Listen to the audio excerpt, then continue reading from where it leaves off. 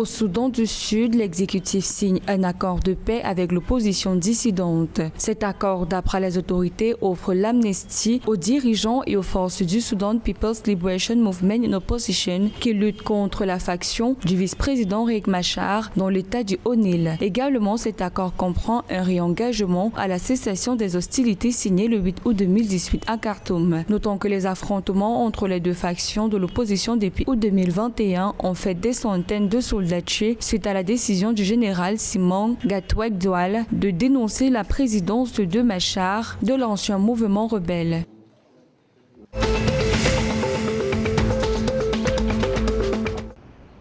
Au Soudan, le Bureau des droits de l'homme de l'Organisation des Nations Unies condamne l'utilisation de la force par les forces de sécurité soudanaises contre des manifestants pacifiques dont beaucoup seraient tués et blessés chaque jour. D'après des observateurs de l'ONU, de tels actes se produisent presque quotidiennement. Par ailleurs, la porte-parole des droits de l'homme de l'ONU dans le pays, Ravina Shamdasani, indique qu'une enquête approfondie et indépendante sur ces violations est prévue pour bientôt.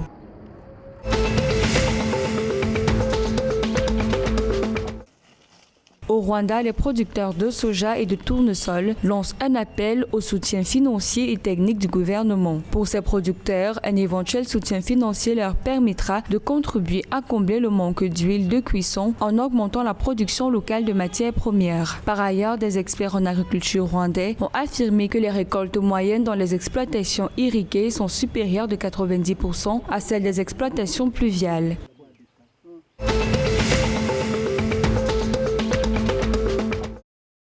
La société kenyane de commerce électronique Copia Global lève 50 millions de dollars pour accélérer son expansion en Afrique. D'après la société, le but est de trouver une solution durable et rentable pour servir les consommateurs en services électroniques. La société a par ailleurs déclaré qu'elle exploitait les technologies mobiles pour atteindre un marché que les modèles traditionnels de vente au détail et de commerce électronique occidental ne peuvent pas. Toutefois, selon le Fonds monétaire international, les dépenses de consommation électronique en Afrique devrait atteindre plus de 2 000 milliards de dollars au cours des 3 prochaines années.